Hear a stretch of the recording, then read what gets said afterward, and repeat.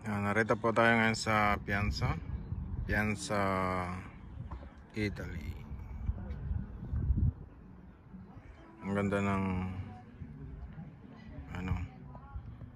bukid,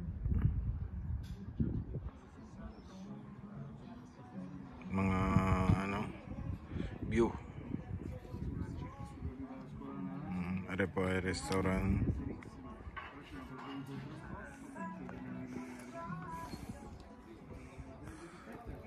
Ito ay simbahan, pinakalikod. Napakatagal na panahon ito, hundreds na, kumbaga antique na siya. Yan. Ito naman dating bahay ng Santo Papa. Yan to. Napakatagal na rin panahon yung kaununahang Santo Papa nakatira dito. Kaya naman parang ang loob niyan hindi natin mapapasok kasi may bayad. Wala naman tayong pambayad. Kaya may ticket kasi ang pag may entrance. Maganda ang loob niya, naririyan yung mga espada nung unang panahon na nakipagdigmaan na World War First War pa yata yun. Hindi ko na basta puro espada nandiyan sa loob. Nakapasok na ako dyan nung nagtatrabaho pa dyan yung kaibigan ko. Siya naglilinis dyan. 10 years siyang dyan o 12 years. Hindi ako nagkamali. Naglilinis siya dyan. Part-time siya dyan. May edad na rin. Kaya nahihirapan na siyang mag-part-time. Maganda ang loob nito. Yan.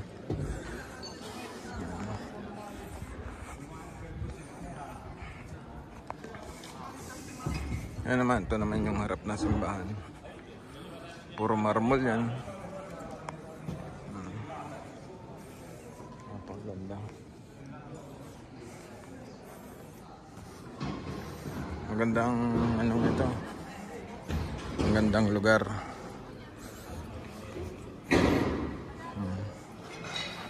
Ito, napakalaki ng bahay ng Santo Papa.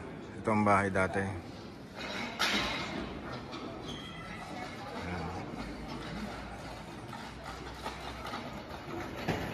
Medyo konti na ang tao ngayon kasi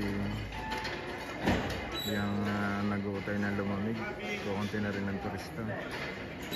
Pero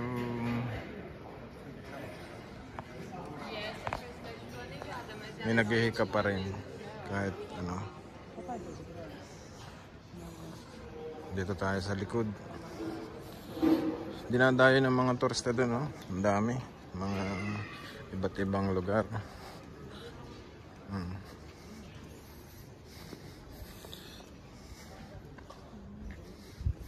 Meron din ditong ito,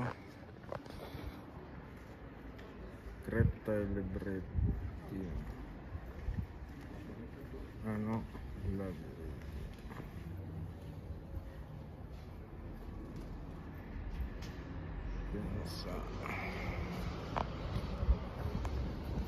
Meron ding ba to?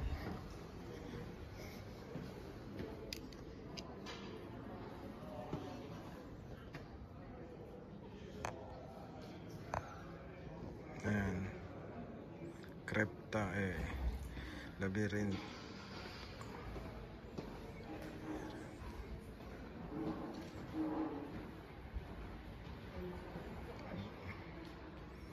Ewan kung anong meron dyan sa loob.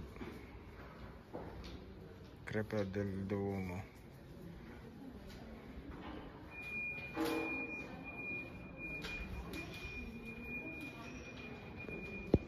Siguro pwedeng bumaba ng konti. Matagal na ako dito sa lugar ng Piazza pero hindi ako nakakaparito sa lugar na ito, sa ilalim. Kung anong meron.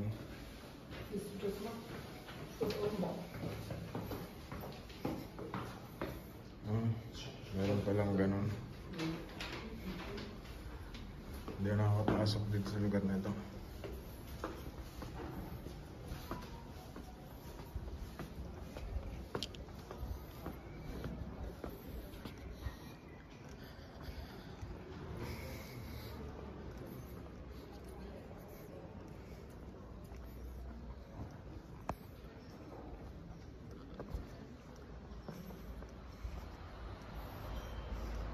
Ito naman yung pinakalikod ng simbahan. Kung saan yun sa kabilang likod. Ayan.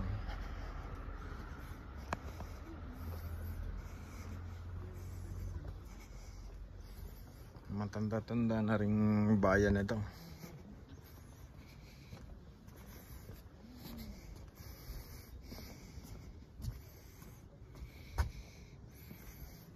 Ito nyo are, pakikita ko sa inyo yung kabilang ano. Parang nakapatong sa adobe yung ano, yung pader. Ayan. Ito adobe yan eh.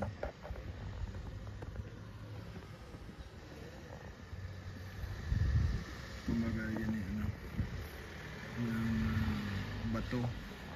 Ito naman yung pinaka ano, pinatong na lang doon sa doon na pinatong. Pero hindi siya natural. Ang natural yung ano, yung baba adobe yan. Pinatong na lang.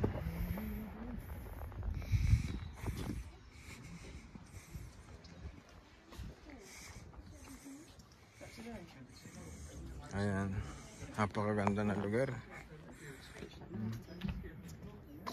Bukid, malinis ang bukid din. Magandang tanawin, view.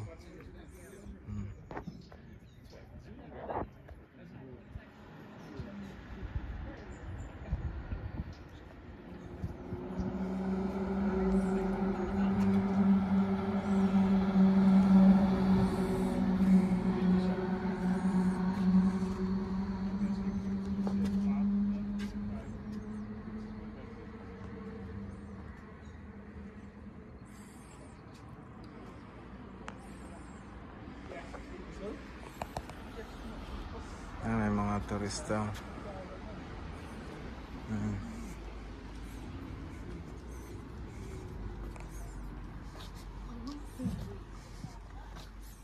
Skal jeg tjekke, om den åbner, den der? Den er lukket i dag. Nå, okay.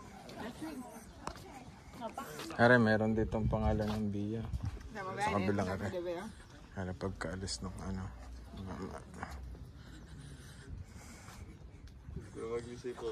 Ito, pangalan ng Bia. Bia de la Fortuna. Nagsalita na Bia de la Fortuna. Nagsabihin Fortuna, swerte. Ayan ay zona ng swerte. Nagsabihin sa Tagalog. Ang ganda.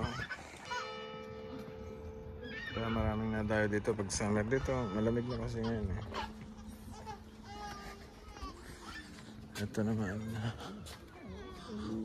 naman Via del Amore, zona ng nagmamahal. Sa kabilang dulo naman ay zona ng mga bigo sa pag-ibig. Magaganda ang biya eh. Kaya siguro mga napasyal dito yung mga ano, mga broken ano, sira sa pag-ibig. Ganun ba yan?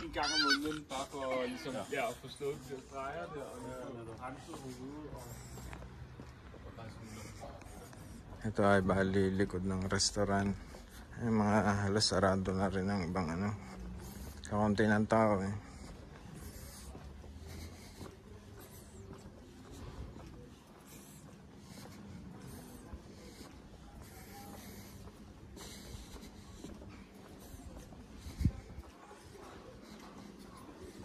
Ayan. Kukunti ng tao.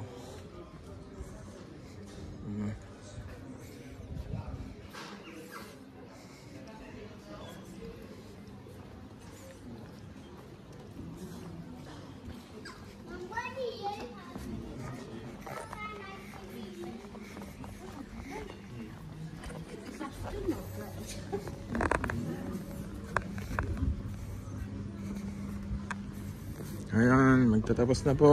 Sa susunod na lang po ang muli na video. At marami pong salamat sa mga manonood.